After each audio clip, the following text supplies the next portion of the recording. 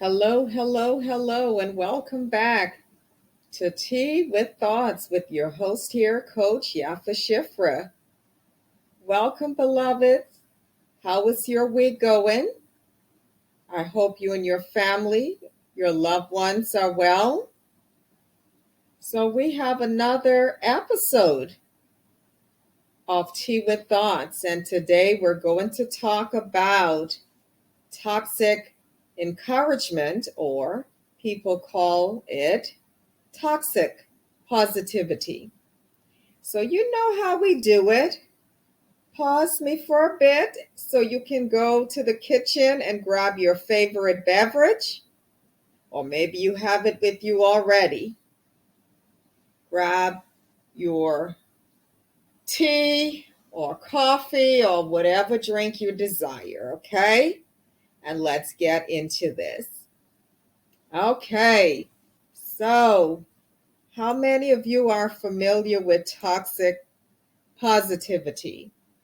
Have you ever been in a situation where, man, you're just going through and one of your friends or loved ones might ask you or asked you, what's going on? And you were reluctant to open up, but finally you did and you said, man, this is going on. And either they got really religious and started quoting the scriptures at your situation, or they began to minimize what you were going through. Some of the examples you might have experienced are, oh, there's more worse things going on in the world. It could have been worse. Well, at least you have this, so you don't have to worry. Okay? You feel me? Do you understand what I'm talking about now? Yes, that's toxic positivity or toxic encouragement. So, how does this happen? When attempting to encourage someone to be more optimistic about their circumstances, when they are experiencing genuine human emotions like fear, pain, or a traumatic event, the term toxic positivity is occasionally used. Okay? So, have you heard about fake it till you make it? Yeah, that's a very famous one. This does not always hold true, though, to fake it until you make it. It's great in certain aspects of life, but when it comes to severe situations, it's really not the best wishful thinking or type of encouragement to use, because once you do that, you're invalidating how the other person feels, okay? Since some people's crises are quite severe, suggesting that they pull themselves together can actually further push them into an isolated state. So we have to be mindful and careful. A lot of times people, they mean well and they're trying to push you to be optimistic, but they're silencing you. They're totally overlooking or not taking into account how your personal experience might be affecting you in a really severe or critical way. Okay, so this is where we have to use emotional intelligence. And a lot of times we talk too much. We always want to be quick to fix something.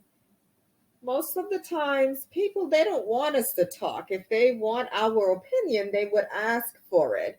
In situations like these, the person just wants a safe place and a safe person they can actually vent to without feeling judged, criticized, or just having someone who understands them, or making an attempt, even if you don't fully understand, to just respect the space that they're in and allow them to empty out all of those painful or toxic emotions.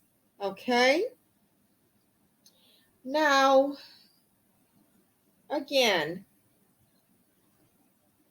when we suggest to the person to pull themselves together, we can actually further push them into an isolated state. However wonderful your intentions may appear to you, the person you are invalidating will feel as though you are pushing them even further over the edge. In many case study, or my personal case study, many of the individuals who have the propensity to spread harmful optimism come across as rather dismissive to others. But as soon as things start to go south, they turn to others for support. You see, a lot of people can dish out, but they cannot handle when it's reciprocated, right? They're looking in that moment for empathy and understanding, but they weren't patient enough to be quiet and just allow that person to empty out their soul, so they can feel a relief from the pain or the heaviness that they're carrying. Okay? So, yeah, the reason for this behavior from people who dismiss other people's pain in exchange for toxic positivity. A lot of times these people, they're trying to cope with their own dismissal of their pain. They don't want to deal with it. They want to overlook it, and so they treat others sometimes the same way, even though they expect for you to show them a type of pity or sympathy.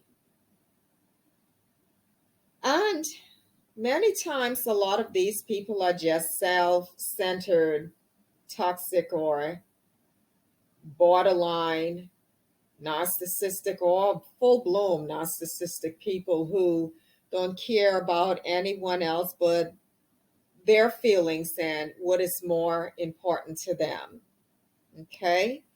So, yeah, a lot of these people, they don't want to relate or deal with real, genuine human emotions. So let me give you a bit of a tip or tips when interacting with someone who is experiencing a difficult moment. Listen to them without judgment or preconceived ideas, okay? Recognize their anxiety, express empathy for them, and reassure them that after they get through this, everything will be better on the other side. Give them the freedom to grumble and find solace in your presence. Keep all of your opinions to yourself. They're not asking for it, and we just need discernment. Not every time you need to speak or comment on everything, okay? Give people the leeway, the freedom to just offload. This is why I like doing Diary of the Impact, because I'm talking to my diary, and you know, it's just this diary listening and not talking back, just letting me pour out all of that mess, that heaviness in there. It's not a real person, but the journal or the diary, they're going to allow you to vent everything you want to say, uninterrupted. Okay? So, yeah, keep your opinions to yourself when people are going through situations like these. They just need a hug and to hear everything is going to be all right. I understand your situation. I would feel the same way if I was in that same space. You know, show some empathy. And I always encourage you and encourage us to use emotional intelligence and do not rely on your own intelligence, okay? That gets us into trouble and it pushes that person further into a deep spiral space of feeling isolated and like no one understands them. And if you're going through toxic positivity with people around you, I would advise you to pull away and try to find some person. There's always someone the Almighty would put in your path. There's beautiful people in this universe who has clean and a purposeful motive to help others.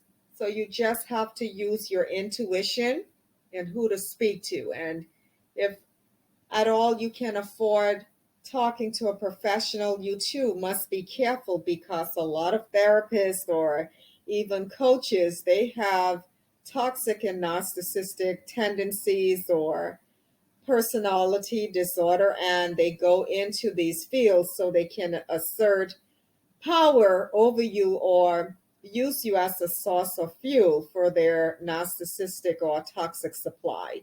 So please be mindful and careful when you're seeking out a professional help as well, okay?